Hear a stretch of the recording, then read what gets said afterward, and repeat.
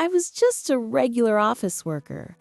But when I got drunk, by the time I realized it, I had already suddenly gotten married. And on top of that, with my elite boss at the company. You're no longer Koshiba Mao. Now you're Ando Mao. I'll love you only forever. Everything was to find you, Mao. Maybe everything was to get to this point. I can't take it anymore. Actually, that day we met at the bar, it wasn't a coincidence. That day I went to that bar to see you. What does that mean? I've known you for a long time, Mao. I'll tell you everything. The reason I married you, the first time I saw you was 10 years ago. 10 years? At that time, I was still living at my parents' house. It was when I had just started selling. I went to help a farm as part of the company's training. Excuse me, ma'am. Do you know if there is a store nearby? There is a small one about 10 minutes by car. Is something wrong? We are hungry, and could we use your bathroom? You also said you couldn't take it anymore, right? That's not done in a foreign house.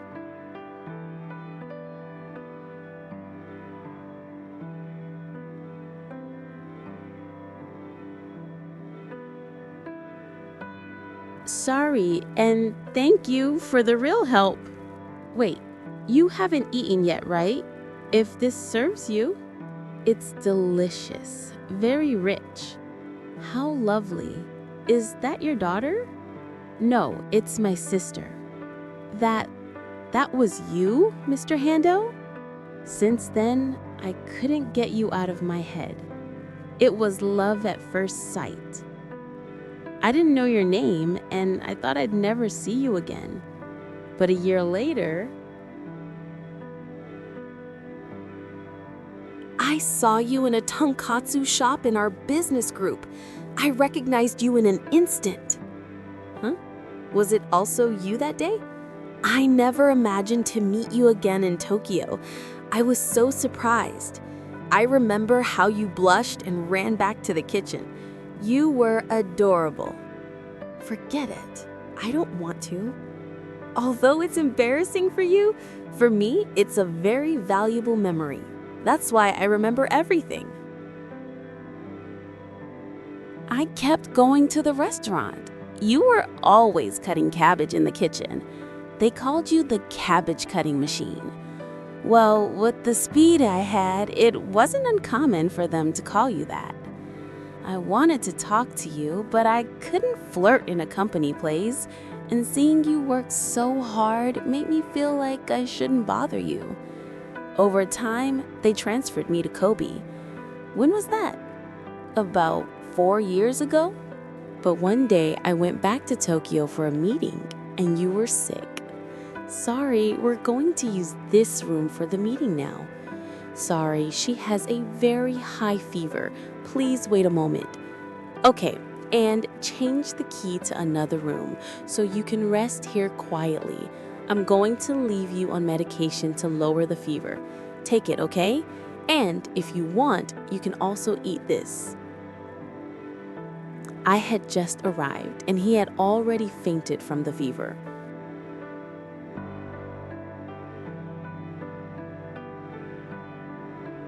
Mao saw him by chance near the hospital. He couldn't leave him like that, and he took his lunch and medicines to take care of him. What a good person Mao is. And since there was nothing to identify him, it was hard to find him. But when we told him that who had taken care of him was Mao, Hajime was so happy. Hajime met Mao 10 years ago, right? Then they met again at the tonkatsu store, and after that they met again, and he kept thinking about her all this time. Hey, don't say it's scary, okay? It's pure love. I thought he wasn't popular and I was worried. But now I understand. He's very dedicated. I remember taking care of him, yes, but I never imagined that person was Hajime. And the boss, Ikizaki, also knew that I had been at Smile Foods since then?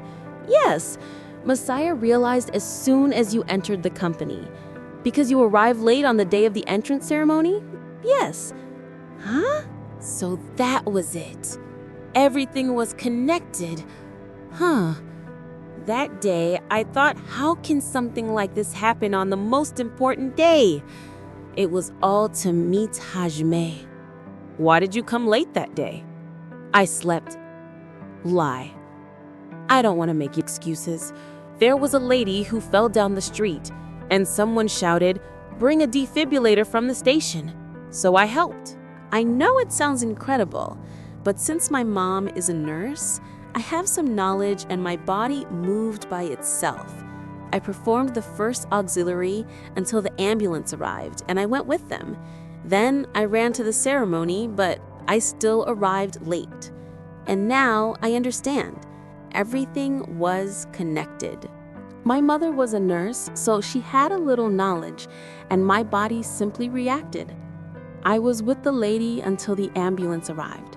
Then I ran to the entrance ceremony, but I arrived late. At that moment, I thought, why did it have to happen today? But now I understand. Everything, absolutely everything, took me to meet you. And why? You never told me this before. Actually, that night at the bar, I had the intention of telling you everything, but they called me from the company and I had to leave. When I returned, the meeting was already over, and I just saw you leaving with that sad face, walking alone. I couldn't ignore you. I kept thinking about you. And when I saw you enter the bar, I decided that coincidence had to become destiny. I approached, sat down with you, and we drank together. We talked, we laughed, and you also cried a little. Did you know? You said, "If anyone betrays me, I will never forgive him." And there, I understood how much I had suffered. I thought, I wish I could be the one who takes care of her, who makes her happy. And then you said, "And if we get married?" At first I thought you were joking, but you weren't. Me neither. Because I've loved you for a long time. And that night, we decided to get married. Oh yeah? Really? You know what I thought that night? I'm the luckiest man in the world because I've been in love with you for years. You are my first love and the only one. I had never felt something like this before. I had never loved someone so much. That's why I told you with all my heart, marry me. And you looked at me with those eyes that still disarm me, and you said yes. I promised that I would never make you cry, that I would always protect you, that I would make you happy no matter what. And even if you don't remember anything the next day, even if it hurts me, I thought, it doesn't matter. I want you to choose me again from scratch.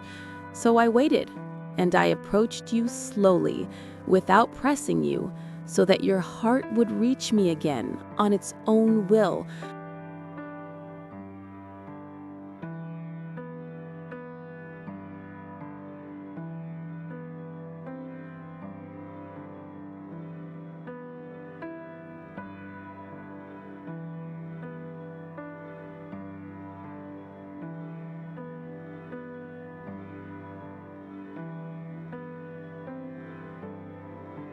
And now you're here with me, choosing me. That's worth more than any destiny. Oh, I'm going to keep loving you all my life. Only you, always. That's why I want to ask you something. Love me, you too. Only me, all your life. Yes, if it's with you, I'll love you all my life too. Only you. Thank you.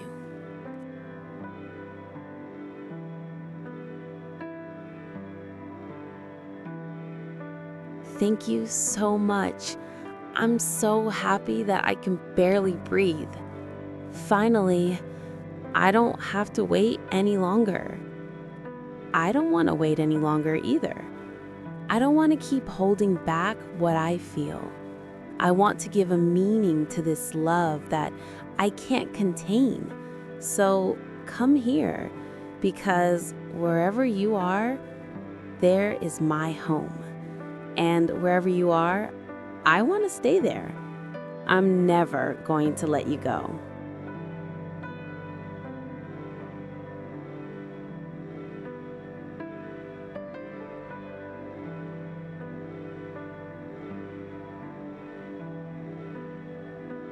I don't want to let you go either. What the hell is this?